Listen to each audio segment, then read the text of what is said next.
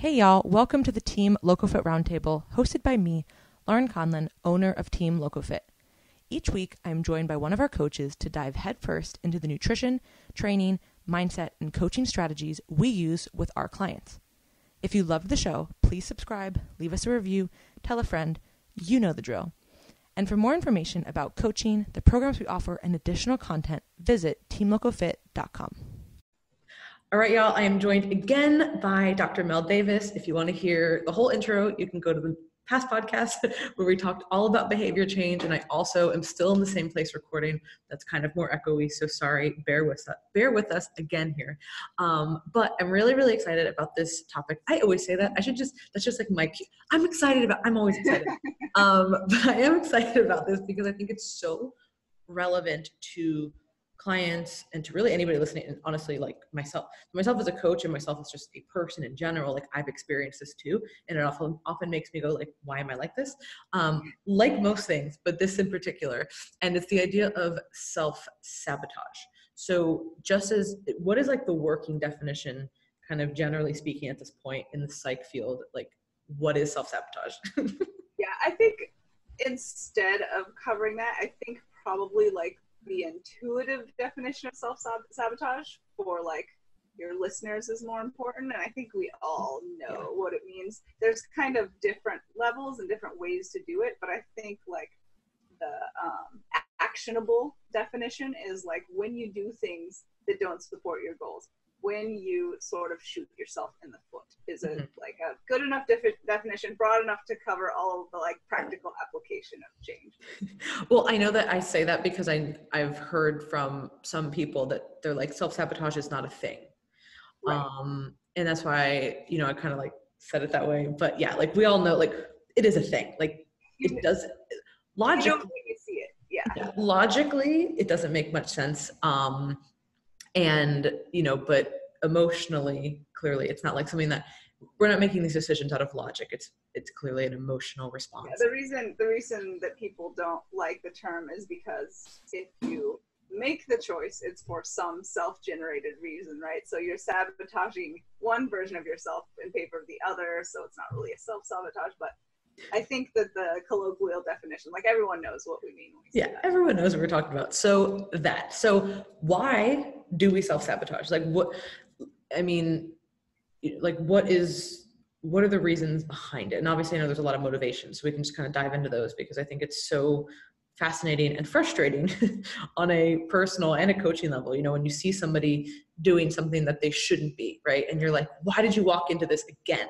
Right. And even yourself, you can be like, why am I doing this? Why am I here again? Like, why is this happening? Right. So I think there's a number of things that sort of contribute to us working against our expressed goals or our intentions. And one of them is just like what we talked about in the last podcast, is a lack of foundational habits. So when things get rough, we slip into the not productive habits because they are our habits. Other things are people tend to be kind of afraid of success in some ways. Once you succeed at something, you have an obligation, kind of like jujitsu. Like when you get the next belt, you're really excited, and except then you realize you have to continue to represent that level of skill, and you're like, I'm not sure if I can I just stay white belt a little longer? So I think that kind of psychological aspect comes into play a lot for people too. It's so, I've noticed this over time, and that's like what you said was so, so key. And people are kind of afraid of that success. Not everybody, of course, but there are certain people. It was so interesting. Did you watch the Michael Jordan documentary that just came out?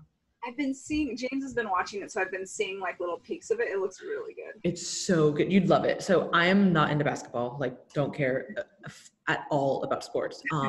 And so when my boyfriend told me about it, I was like, sure, like I don't really want to watch a Michael Jordan documentary. Like it's going to be a documentary about basketball. Like that's what I'm thinking.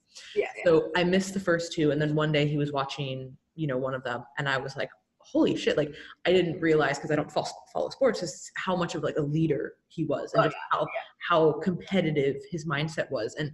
And one of the things they talked about was that like the one guy basically was like, the reason he was so successful is because he was never afraid of failing. And like, he was like, why would I be afraid of a basket I haven't made? Like, right. Yeah. And again, logically, that makes sense.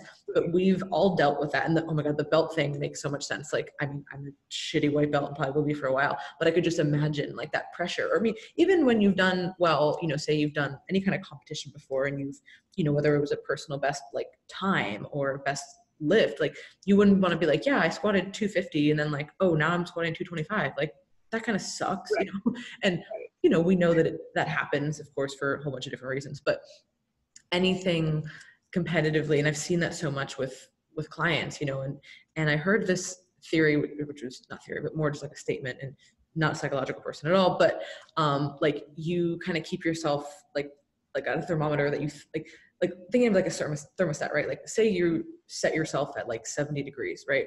Like if thermostat's lower, like you're like, hey, I'm gonna go back up to 70, like I'm kind of below where I'm at. But like say it's up to like 75, you're like, ooh, I need to go back to 70. Like I'm right. That was comfortable, that was safe. Yeah. And it's almost like this like auto regulatory thing to kind of like keep yourself down. Yeah, keep yourself in a safe, comfortable place. New things can be scary even if they're great, and that can definitely come into play. I think control also kind of comes into play. Like if you're doing something that's new and scary and you're unsure of whether you'll succeed, that sort of unknown that's out of your control or seemingly out of your control can be intimidating. But if you end it now, you're in control and you get to make the decision. So I think people hold to that sort of comfort sometimes. Yeah. And I mean, I can relate to that 100%. Like that's super, you know, I don't like feeling that out of control feeling, or like that almost like rejection feeling, you know, right. Like, oh, I tried this and I didn't do well. Like that sucks. But if you decide not to do well, then you're like, okay. So yeah, so I kind of want to just like, you know, some examples to like reframe. So anybody listening, like this is, you know, so say like every time you are trying to diet and like say you have like a fat loss goal or, you know, some kind of number that you have to hit, you know, why would somebody then like overeat? Or, you know, like say competitively they've been successful and then they kind of mess something up, like, right? Like, so what are some of the common things that you see? Like, how would we reframe that kind of thinking essentially? I think there's actually like, sorry, I'm going to tangent for a second. I think there's sort of that comes into play. And I think people often think they're sabotaging themselves, but they're actually chasing a goal that is more in line with what they want. So people might state out loud, like, I want abs and I want to walk around at absolute minimum body fat percentage. But when it comes down to all of the fun and joy and freedom in life that they have to trade off for that, turns out they don't want it as bad as they thought, but they continue to pursue that goal despite themselves. So I think that's another way that people like sabotage their express goals, because the trade-offs they need to make, they aren't actually willing to make. And that's the part that they need to recognize. No, seriously. I mean, that's really, really huge, because how many times has somebody said like, oh, I want to go back to where I was? And I'm like, the ab thing is a great example, right? Like basically, you know, for most people being at a very lean body fat percentage is not realistic. And we've talked about this on the podcast a million times in different ways, you know, between body fat settling point and between just like your lifestyle and there's just so many different factors, right? And when people say like, hey, I want to look like this picture, or like, hey, I want to look like this, how I used to. And then I have to gently remind them, like, do you remember that you were constantly hungry? You had no energy. You couldn't sleep through the night, but you needed a nap. Like, you know, like, do you really want to go back to that? That dinner date with your spouse once a week, that's out. The wine that you have on Saturday and Sunday, out. Like, yeah, a lot of things have to be sacrificed. Yeah. And now there's certain times that it makes sense. Like if you're working to, like, you really want to dive into it. I know, like, you know, when you were like competing a lot and like trying to like win those championships, like there was a lot of trade-offs I'm sure you had to make. Clearly, but you wanted to do that goal. And I think it's so key. Like people think they want a certain thing, but then their actions maybe don't showcase it. So that's a really interesting way of thinking about like kind of self-sabotage. Like, yeah, like you don't maybe necessarily the self that you want, actually. Yeah. Wow, I'm like mind blown. So everybody listening, if you keep putting your actions in, and you know, sometimes that's a hard conversation to have with people. So like, how would you approach that with somebody? Because it, you know, you don't want to be like, hey, you've been falling off your diet for the past 5 weeks. I don't think you want it. Right. It's yeah, you need to approach it gently, because otherwise you're like sort of sabotaging their self-image. Yeah, I think what you kind of have to do is make sure that you show them that there's no judgment, there's no wrong choice. Like, if you really love to eat delicious food and like drink a couple times a week, and that's a part of your social life and something that brings you a lot of joy and happiness, like, you don't need to be super lean. That's fine. Like, you need to pick your spot on the spectrum where the sacrifices are worth it to you and you can handle them. And any spot is okay. As long as you're in good health, like, your spot is your spot, and that's fine. Yeah. But let's make sure we're working towards your spot and not what you think other people think your spot should be. Yeah. And that's the other people thing is super interesting too. And, you know, a lot of clients will struggle with trying to explain to friends or family or significant others kind of what they're doing. And then that in turn creates a lot of, I would say, stress. Absolutely. Yeah. But I think that in those situations, like, you know, I had somebody who said, like, you know, I'm kind of nervous that restaurants are opening again because I'm going to have to explain to people like why I'm dieting. Right. And it's like, well, you just, if you just say to them like, well, I'm just trying to lose weight, and like are really cold and harsh with it, like with no explanation, like they're going to be confused. But if you say like, hey, I'm doing this cut for a certain amount of weeks because I'm trying to put myself in a better position for next year competitively, then Absolutely. It kind of, and ask them for support. Like, this is a really important goal to me. It matters to me a lot. I'm doing it in a functional, healthy way, and I'd like your support because it'll give me a lot of pride and self-efficacy to complete this. Yeah. Most people won't be jerks. Most people will support you, and if you explained. Exactly. And I always, not always, but generally find that it has to be that conversation, and people just don't want to have it. Like, hey, you know, I don't want to like weigh my food here, or, you know, or I don't want to bring my food somewhere. Right. And, you know, there's certain times where I'm like, no, you don't need to bring your food there. But there's other times where it's like, depending on your goals, like you're going to have to, yeah. You know what I mean? Like, and it's, you should feel comfortable with it, because if that is your, like, if that is the goal that you say you want, you have to execute on it. And like, that's it. People seem to be really surprised by when they actually do have that conversation, how well people react. I have a client who is a great example. She was like high-powered female businesswoman, and she like worked primarily with like good old boys who like sip whiskey and like smoke cigars in the locker room, whatever you imagine, you know. And she was really felt uncomfortable. Like, they had their meetings at steakhouses and then they'd have whiskey, and she was like, I don't know how to tell them, like, I don't want to sacrifice my power and be like, oh, I'm the girl, I want the salad. And I was like, tell them you have a goal and you're working towards it, and then stick to it. Like, they'll respect it. And she finally did, and she's like, now they're all asking me like what diet I'm doing, and like they want to know how they can get healthier and in better shape. So people react surprisingly when you like state your goal and stand your ground. It's a respectable thing to do. Yeah, as long as it's like a logical, normal goal, you know what I mean? And it's within like a healthy relationship of, you know, mindset and whatever, and reasoning. You're not like, oh, I'm trying to lose weight because I hate myself. Like, that wouldn't be the way to approach. Like, you know what I mean? And on top of, for just like the restaurant thing, because this kind of, I guess, can tie into self-sabotaging. A lot of people will use that as an excuse to fall off of their kind of diet plan. It is so easy to eat out and stay on plan. You make the choice to eat like an asshole, and I make that choice all the time. Like, sometimes I want to have 3 drinks, you know what I mean? Like, that's my choice. If I was dieting, I would get, you know, shrimp salad or a steak. And I think that people sometimes, and again, maybe that's because they're out of line with their goals. But like situations, I think situational self-sabotage is so interesting, right? Like, is there something to that too? Like, hey, when I go on this vacation with X people, I act a certain way. Yeah. So a lot of times when we are in like a situation that's outside of our normal context and cues, that's when we fall into other habits or just sort of impulses. So one effective way to deal with that, or somewhat effective way to deal with that, is what's called implementation intentions. So if you know you're going to be sort of out of your element in an area where you're tempted to stray from the behaviors that will support your goal, set up a plan. Like, okay, if I go to this restaurant, I'm going to look up the menu beforehand. I'm going to figure out what my best option is, and I'm going to order that and like a Diet Coke. And you like say this to yourself, you make the explicit plan for each of those situations. And then that sort of becomes your default. So you're faced with a new situation, and the only experience you have with it is the plan you made. So you order that shrimp salad and the Diet Coke. And that can help you sort of deal with those split decisions that you might otherwise make. Yeah. And I think it's so important. And, you know, again, if anybody's been listening to the podcast, we talk so much about like diet flexibility, and it doesn't mean that you're not hitting your goals. It just means that you're flexible with how you're doing them. And I think that eating out besides the past 2 months, eating out is a huge part of people's life, whether it's in a work setting or whether it's a celebration setting or whatever it is. And like outside of very few times, do I really recommend people not eating out, right? You can, right. You don't want to avoid all of your social interaction.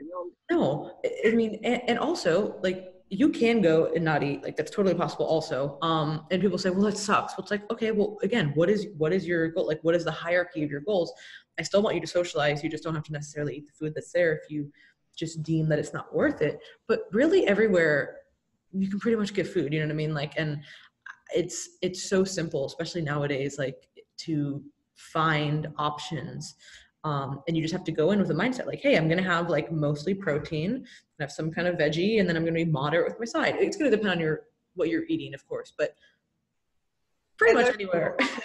There's like, obviously there's situations where you can check the menu, plan, order the right thing, and be totally on track. There's other situations where the menu just sucks for dieting, and you're like, all right, maybe you're traveling, you can't bring your own food, whatever it is. You might still be like, okay, whatever is the like leanest, lightest thing on the menu, I'm ordering that, even though it's still going to be outside of my diet. It won't be as bad, because some people are just like, you know what, less worse.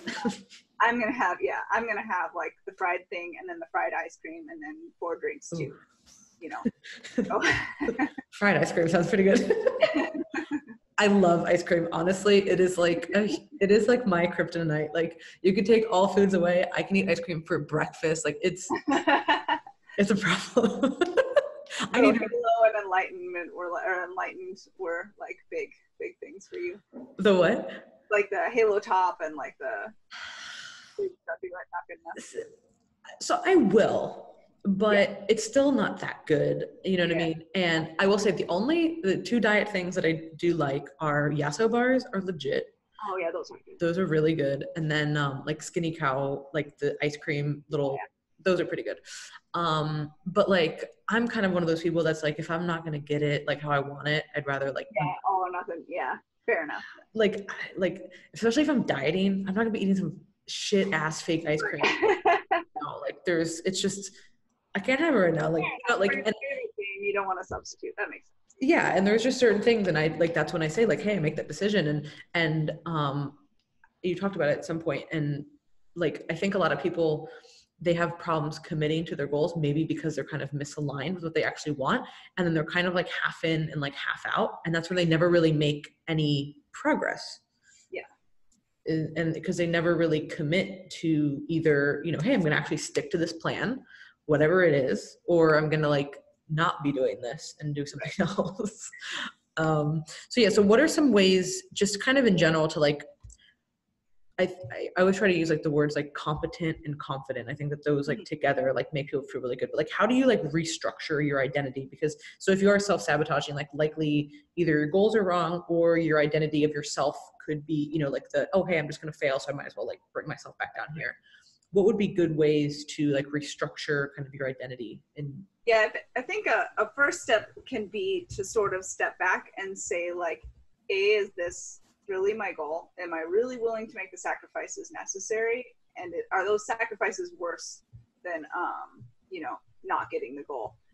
And then after that, after you decide like, yep, that is my goal, ask yourself like, am I making too big of a jump? Like, did I work out once a week and never diet, and now my goal is to work out 6 times a week and like have a maximal like fat loss phase? You know, maybe I'm taking too big of a jump. Maybe I should just try to bump up my workout days to 3 to start, you know, lose a little bit of weight, take a break, come back, lose a little more, and, you know, work my way up. Because a lot of people sort of jump from 0 to 100 too fast, and that can be just too much of a change, like we talked about on the Habit Change podcast. If you're trying to jump too far too soon, it can just be more than your brain's capacity to change, to be quite honest. So looking at how far you're jumping and deciding whether you're trying to push yourself too fast, too soon.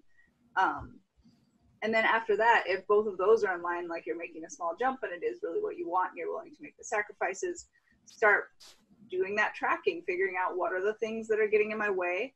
like what's preceding them, how do I feel during them, like what's rewarding that thing, and how can I attack that? Can I change the cues so that I don't get triggered to do this? Or can I change the reward and make it like less rewarding or more of a consequence or something like that? Or can I just like cue myself to think about it and wait before I act on the behavior and increase the chances that I, make a goal-directed choice instead of an automatic choice? That's kind of the basic process, I would say, in my opinion. Yeah. And then do you think that there's ever really a place for people to kind of do that, like 180, like, hey, I've been working out one time a week off and on, but like, I need this kickstart, I guess we could call it, right? Like to just get things moving. Like, what do you think about that? Like, I'd say for most people, that's going to be rough and probably less effective, unless they're really going to be compassionate and easy with themselves about the mistakes and failures that they'll make on the way to that. But I'd say if you are trying to make a really big change, the best time to do it is when you have some other big life shift, like you're moving or you're switching jobs or all of your usual context cues are changing. That's sort of a chance to most easily build habits because you have all these new cues that aren't yet associated with the behavior. But in most cases, I'd say taking smaller steps is usually your best bet. It builds your self-efficacy, your confidence, and your competence. And then you can stepwise get to a higher goal instead of shooting and falling down, like running up and falling down the mountain for a longer time. Yeah. And I mean, I see that, I would say, more times than not when people try and do that. Sometimes though, some people just really need that, like, if they've had, I would say that it probably only works if they've had maybe, I'm trying to think of a situation, like if they've done this before. Right. So they have some experience. That makes sense. Yeah. Like they have a background in it. This happens a lot with, physique competitors. They're really kind of any competitor. Like say you've been competing and then, you're like, hey, I kind of fell off. Not really been dieting, not really been training as hard, but like you have all that foundation.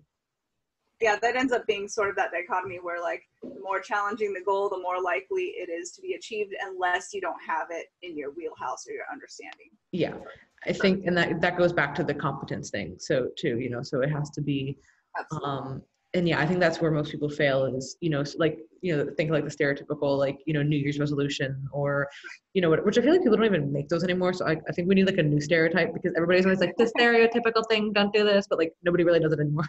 So I think that, and you have to like reach a little bit, right? Like how we talked about before, like you can't just be like, yeah, I did this thing 5 times last month. So like, I'm really going to push and do 6. Like that might not be enough, right? Like, let's say a small thing. Like you might need to be like, hey, like, let's get my ass in gear and do like 8 to 10.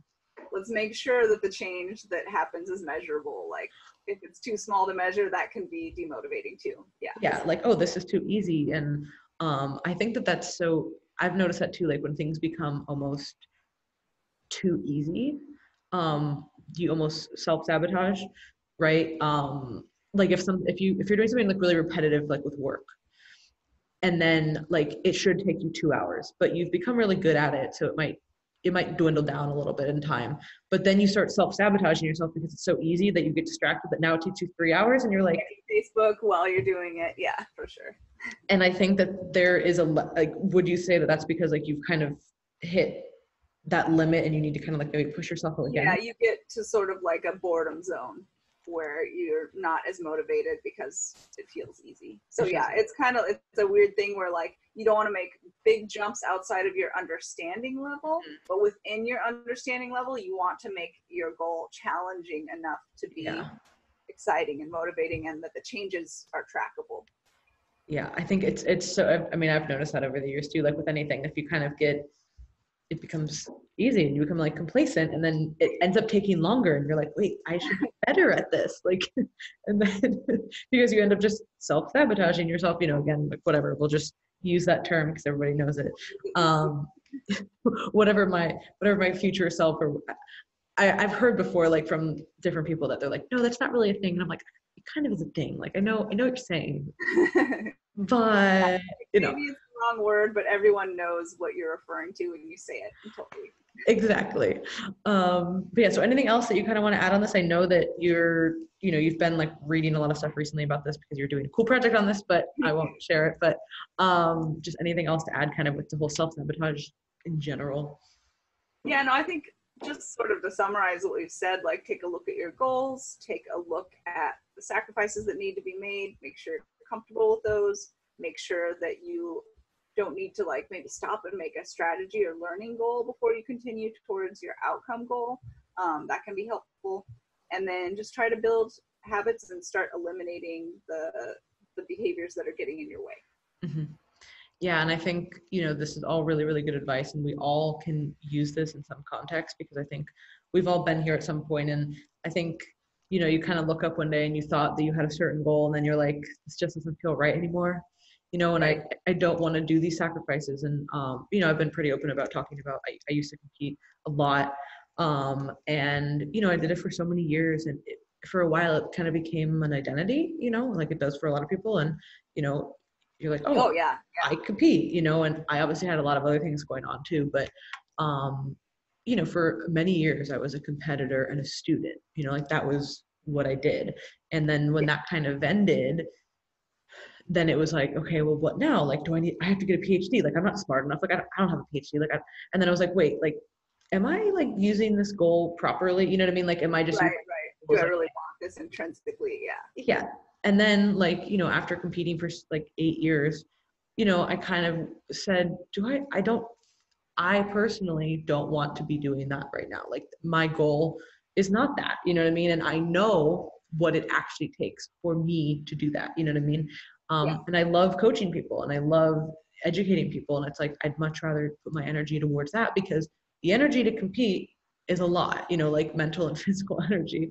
And it's just so interesting when we feel like pressured to do stuff, because like, oh, I was a student for so long, so like I should go get it. Who am I if I'm not that? Yeah. And those thoughts still cross your mind, right? Like, I'm sure everybody. That brings up two good points. First, I totally get what you mean, because I've sort of transitioned out of jiu-jitsu competition, and for a while I was like, who am I? Like, if I don't train jiu-jitsu 2 or 3 times a day, like, who am I? What am I worth?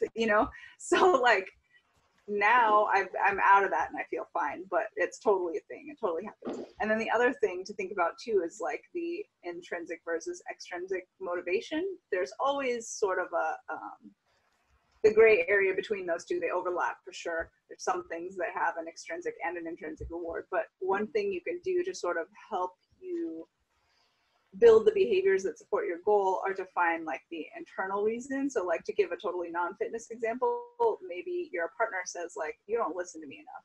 And instead of having like an extrinsic statement, like, I have to listen to my partner so they don't get mad, you internalize it to align it with one of your own values. Like, I think to be a good partner, I should hear what my partner says to me. So I'm going to start trying to listen better. So aligning your goal behavior with an internal value can make it easier to achieve.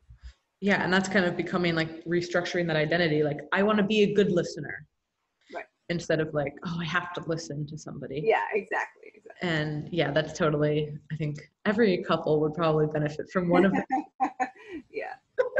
And I honestly don't know how I used to train like that, like 2 to 3 times a day. Like that, when I asked you that, I was just like out of curiosity, because like I said, I have no idea. And oh my God, I mean, I get it, obviously. And it'd be the same thing if like you told, like, obviously, like the whole physique world, but like if you told a random stranger like what you would do to get ready for a physique competition, they'd be like, you what? What? And like, that sounds insane to people. So like, when somebody who's like moderately like into this, and I'm like, oh, how often were you training when you got here? Oh my gosh. I seriously, just from like I would have to shave my head. I literally have to shave my head. I could not. If anybody listening, you have to wash your hair, you know what I mean? And I don't care about the sweat. Like, I don't give two shit, but the mat, like, and you're with other people who you don't know. Getting warm on your head. When I first started going, I was like, oh, I'll be fine. And then it was like a few weeks, and I started like Googling stuff, and I was like, okay, no. Like, oh God. I was like, because you gotta shower after every. oh my God. Yeah. Like, shower, like wash your scalp, like do the whole thing. So like, that is literally like my biggest hurdle. Like, of going from 3 to 4 times a week is having to wash my hair 4 times a week instead of like, Yeah, I would play games with myself, like, okay, I trained in the morning and I'm gonna train again at like noon, so I'll wash my hair only twice today, like after the noon class and after the evening class, so that it's like being less thrashed. dude, that would be nuts. Like, I finally did shave it off for a while, and that was fantastic. But you would have to, like, literally, you would have to, like, there's no way.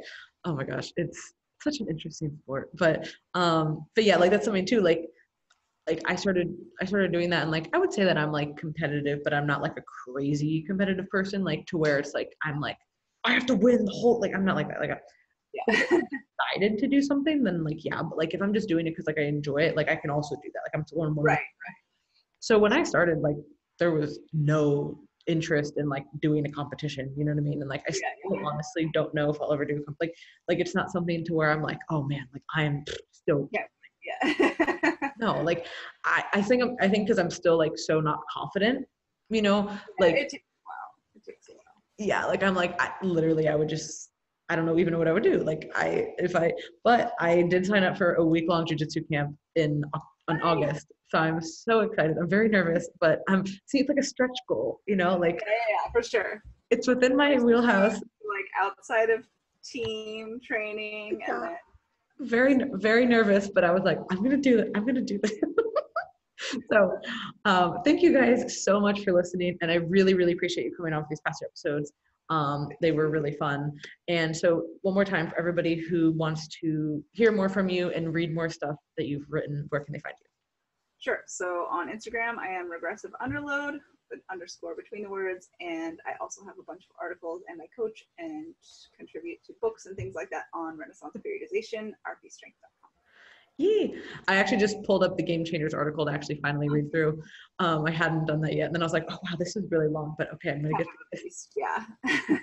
It's like, holy shit. But yeah, thank you guys so much for tuning in. If you have any other questions, you can direct them to info@teamlocofit.com or just go to our website, teamlocofit.com.